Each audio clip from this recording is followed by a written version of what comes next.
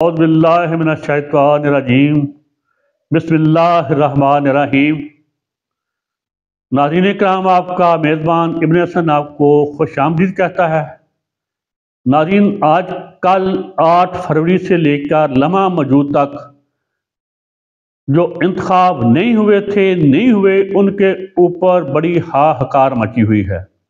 اس میں دھاندلی ہوئی ہے، ریگنگ ہوئی ہے، پری پول ریگنگ ہوئی ہے، الیکشن پولنگ کے بعد ریگنگ ہوئی ہے۔ عرض کرتا چلوں، یہ پہلے اور آخری الیکشن نہیں جن میں دھاندلی ہوئی ہو، جن میں ہیرا پھیری ہوئی ہو، جن میں چوری ڈکیٹی ہوئی ہو۔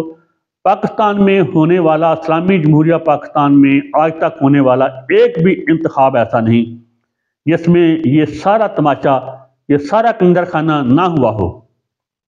اب کہ آپ پھر پوچھیں گے اب کہ اس دفعہ اتنا شور شرابہ کیوں ہے، اس کی وجہ آپ کو بتائی دیتا ہوں۔ یہ پاکستان پہ روز اول سے اور ایوب خان کے بعد سے خصوصی طور پہ اقتدار، اختیار اور وسائل پہ قبضہ منگولوں کا ہے، اور منگولوں کو کوئی نہ کوئی ابن القمی مل ہی جاتا ہے۔ یہ پاکستان کی بد نصیبی سمجھیں یا ہماری صدیوں کی غلامانہ ذہنیت سمجھیں کہ منگولوں کو ہمیشہ کوئی نہ کوئی ابن القمی مل جاتا ہے۔ بات آگے بڑھانے سے پہلے عرض کر دوں، جو میں نے تصویریں لگائی ہوئی ہیں اپنے محبوب جنرل باجوہ صاحب کی اور محترم مولانا فضل الرحمان صاحب کی، یہ صرف تشبیہ استعارہ کے طور پہ لگائی ہوئی ہیں۔ مگرنہ ایوب خان بھی منگول تھا، یحییٰ خان تو بدترین بے غیرت بے حیا منگول تھا، ضیاء الحق بھی منگول تھا، ہمارا کمانڈو بھی منگول تھا، یہ کیا نام ہے جنرل باجوہ بھی منگول تھا۔ اور پھر منگولوں کے ہاں منگول ہی پیدا ہوتے ہیں، آگے میں بے بس ہوں کچھ کہنے سے۔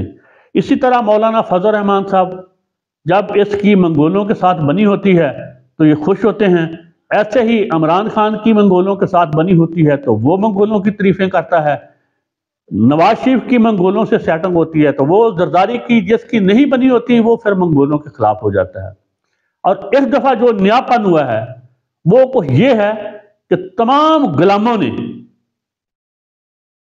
منگولوں کے خلاف بغاوت کر دی ہے بیلٹ پیپر کی صورت میں، اور یہ منگولوں کے لیے ایک نیا منظرنامہ ہے 76 سالہ تاریخ میں، جو کہ منگولوں کو ہضم نہیں ہو رہا۔ منگولوں کو جتنی جلد یہ حقیقت سمجھ آ جائے، منگولوں اور منگولوں کی نسلوں کے لیے بہتر ہوگا، ریاست پاکستان کے لیے تو بہتر ہے ہی ہے۔ اس سے اشائی کوئی اور بڑی ہو نہیں سکتی ریاست پاکستان کے لیے۔ تو یہ تو وضاحت ہوگی۔ نیچے میں نے بیلٹ پیپر اور بٹ بھی لگایا ہے۔ بیلٹ پیپر نے جو فیصلہ دیا ہے منگولوں کے خلاف اور منگولوں کے ماتحت جنہوں نے اپنا غلیظانہ کردار ادا کیا ہے ان کے خلاف، بیلٹ بیچارہ صرف فیصلہ دے سکتا ہے۔ بیلٹ میں اتنی طاقت نہیں کہ وہ بزور بازو اپنا حقوق چھین لے۔ وہ ہوتا ہے یہاں انسانی فلاحی ریاستیں ہوں، یہ تو ایک غلامانہ ریاست ہے، ایک عجیب و غریب قسم کا یہ جنگلستان ہے۔ یہاں اصول، قانون، آئین کا کیا لینا دینا؟ یہاں اول آخر طاقت بلٹ ہے، اسی لیے میں نے بیلٹ کے سامنے بلٹ کی تصویر لگا دی ہے۔ تو ایک میں اکثر آپ کو لفظ آپ کے سامنے دہراتا رہتا ہوں، بدماشیہ کا، کہ وہ ناجائز قابض ہے، غاصب ہے، مسلط ہے ریاست پاکستان پہ، اس کے عوام پہ، اس کے وسائل پہ۔ تو وہ یوں ہے کہ اب اس کے اصل جو وارث ہیں وہ تو منگول ہیں۔ اب منگولوں کی سرپرستی میں ریاست کے خلاف غداری اور بغاوت کا ارتکاب کیا ہے چیف الیکشن کمشنر سکندرے نے، سکندر سلطان راجہ نے۔ اس کے علاوہ جو دوسرا فریق ہے جس نے بغاوت کی ہے ریاست کے خلاف، وہ ہے کاکڑا ماکڑا نگران وزیر اعلیٰ، نگران وزرائے اعلیٰ، انتظامیہ، یعنی جو میں اجزائے ترکیبی آپ کو ہمیشہ بتاتا ہوں۔ تیسرا کون ہے؟ وہ ہے جو پیدائشی قاضی بھی ہے، عیسیٰ بھی ہے اور فائز بھی ہے وہ، اور اس کے نیچے مجرمانہ ذہنیت کی جج۔ اور پھر میں ایک اور فریق بھی کہتا ہوں، وہ ہیں سیاستدان۔ سیاستدان بغاوت میں، اس میں غداری میں شامل ہیں، جو 8 فروری کو ریاست پاکستان کے خلاف ہوئی۔ ریاست کسے کہتے ہیں یہ بھی میں آپ کو بار بار بتائے دیتا ہوں تاکہ ذہن نشین رہے۔ ریاست یہ جغرافیہ پاکستان کا اور اس کے اندر بسنے والے انسان، یہ 2 اجزاء کا نام ریاست ہے، باقی سب ریاستی ادارے ہیں۔ تو پاکستان کی بدقسمتی کہیے کہ ریاست پاکستان پہ ہمیشہ اس کے ملازم نوکر، 2 ٹکے کے نوکر، اور عرض کرتا چلوں بے شک چیف جسٹس ہو یا وہاں آوازیں دینے والا کلا پہن کے جو آوازیں دیتا ہے، اردلی یا جو اسے کہتے ہیں، وہ یہ دونوں ملازم ہیں ریاست کے۔ ان کی تنخواہ میں، مرات میں، فرائض میں فرق ہے، ہیں دونوں ملازم۔ ایک میرا بیٹا جو دھوبی کا کام کرتا ہے، نان بائی کا کام کرتا ہے عسکری ادارے میں، وہ اور چیف آف آرمی سٹاف کوئی بھی ہو، یہ دونوں ملازم ہیں ریاست کے، یہ ادنا نوکر ہیں۔ ان کا کام ہی خدمت کرنا ہے ریاست کی، ریاست کے مالکوں کی۔ یہ الگ بات ہے، دونوں کے فرائض علیحدہ ہیں، دونوں کی مرات علیحدہ ہیں، دونوں کا دائرہ اختیار علیحدہ ہے، لیکن نوکر تو نوکر ہی ہوتا ہے 2 ٹکے کا، خواہ اس کا 40واں گریڈ ہو، خواہ کتنا ہو۔ یہ الگ بات ہے کہ بدقسمت گرانے میں یہاں پھوٹ ہو، وہاں ملازم گھر والوں پہ حاوی ہو جاتے ہیں۔ ایسا ہی حال اس بدقسمت ریاست کا ہے پاکستان کا، کہ اس کے ملازموں نے گھر کے مالکوں کو یرغمال غلام بنایا ہوا ہے 76 سال سے۔ ہاں تو اب آئیے، اب کیا مسئلہ ہے؟ سارے کیوں بول رہے ہیں؟ مولانا فضل الرحمان صاحب بھی بول رہے ہیں، عمران خان صاحب بھی بول رہے ہیں دھاندلی کے خلاف، اور پیپل پارٹی والے بھی بول رہے ہیں، پختون بھی بول رہے ہیں، بلوچ بھی بول رہے ہیں، ہر کوئی دھاندلی کے خلاف بول رہا ہے۔ کیوں؟ وہ اس لیے اس بار وہ بندر بانٹ نہیں ہوئی۔ جو بندر بلیوں میں ٹکڑے بانٹنا چاہتا تھا، نہ بندر کو کامیابی ہوئی ہے نہ بلیوں کو۔ ان کی تمام منصوبہ بندی کے، باندر اور بلیوں کی جو منصوبہ بندی ہمیشہ سے ہوتی تھی، اس پہ 24 کروڑ غلاموں نے پانی پھیر دیا ہے۔ خدا کی قسم کھا کے کہتا ہوں، اگر یہ دہشت، یہ وحشت، یہ بربریت، یہ ظلم، یہ خوف کا عالم نہ ہوتا تو اس دفعہ جو کچھ بیلٹ پیپر نے کرنا تھا باندر اور بلیوں کے ساتھ، وہ رہتی دنیا تک ریکارڈ رہتا۔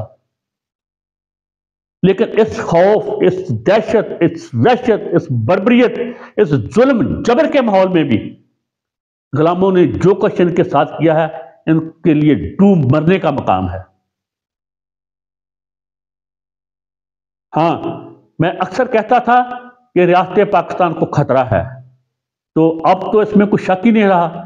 تو عرض کرتا چلوں، مشرقی پاکستان بھی باہر کے دشمنوں نے ہم سے نہیں گنوایا تھا، اسی بدماشیہ نے ہم سے وہ علیحدہ کروایا تھا۔ وہ حقوق مانگتے تھے تو بدماشیہ نے کہا حقوق معمولی چیز ہے، یہ لو، آدھا پاکستان لے لو۔ اور غدار ان کو کہتے ہیں جو محب وطن سے، جو پاکستان بنانے والے تھے، ان کو یہ غدار کہتے ہیں۔ یہ غدار ان کو غدار کہتے ہیں، اصل پاکستان والوں کو جو محب وطن پاکستانی تھے، جن کے گھر میں مسلم لیگ بنی تھی ڈھاکہ میں 1906 میں۔ اب بھی کبھی یہ جید ہاشمی کو غدار کہتے ہیں، کبھی یہ وہ جو ولی خان وغیرہ تھے، یا بلوچستان کی اس وقت کی بٹو کے وقت جو قیادت تھی، اس کو بٹو ابن الکمی نے اور منگولوں نے مل کر سب کو غدار قرار دے دیا۔ اور تو اور حبیب جالب کو غدار قرار دے دیا، باغی قرار دے دیا، اور تو اور جوید ہاشمی کو باغی غدار قرار دے دیا۔ یہ ایسے بدبخت نوکر ملازم ہیں، یہ منگول اور ابن القمی یہ مالکوں کو ہی غدار باغی قرار دیتے ہیں بار بار۔ اب قیدی نمبر 804 وہ غدار ہے، اس کے ساتھ معصوم، بے ضرر بچیاں، عورتیں، 70 سال سے زیادہ عمر کی کینسر کی مریضہ، میرے لیے قابل صد احترام میری بہنہ ڈاکٹر یاسمین راشد، یہ باغی غدار سے آگے، یہ دہشت گرد ہیں۔ دہشت گردوں سے آپ کا پالا پڑتا ہے تو آپ کو پتا ہے نا کہ دہشت گرد کیا ہوتے ہیں، اور آپ کا تو کچھ نہیں جاتا، وہاں بھی میرے خاکی پوش بچے شہید ہوتے ہیں۔ آپ تو صرف بیان دے دیتے ہیں ٹی وی پہ، ٹکٹ چلا دیتے ہیں کہ ہم ایسے کر دیں گے، دہشت گردوں کو ویسے کر دیں گے۔ کوئی خدا کا خوف کھاؤ، نرم ترین الفاظ کہہ رہا ہوں، خدا کا خوف کھاؤ۔ تو غلاموں نے اپنا فیصلہ دے دیا بیلٹ کی صورت میں، لیکن منگول یا تو اتنے نااہل، نکمے، ناسمجھ، احمق، بیوقوف ہیں، ان کی سمجھ نہیں آ رہا، یا پھر وہ اتنے ضدی ہٹ درم ہیں کہ اگر اگلا انہوں نے قدم اٹھایا تو میں واضح کر دوں ان کا اگلا قدم مقام عین جالوت میں ہوگا۔ اس کے بعد منگولوں کا نام و نشان نہیں ہوگا تاریخ میں، کیونکہ پہلے ایسا ہو چکا ہے۔ جب منگولوں کے منہ کو خون لگا تھا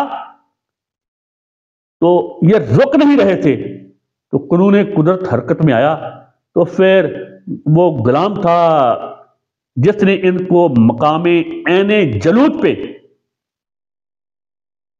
ان کا عبرت ناک انجام کیا تھا منگولوں کا۔ اب منگولوں نے ذرا بھی کوئی الٹی سیدھی حرکت کی تو میں واضح کر رہا ہوں، خدا کی قسم اگلا قدم ان کا مقام عین جالوت پہ ہوگا اور ان کا نام و نشان مٹ جائے گا۔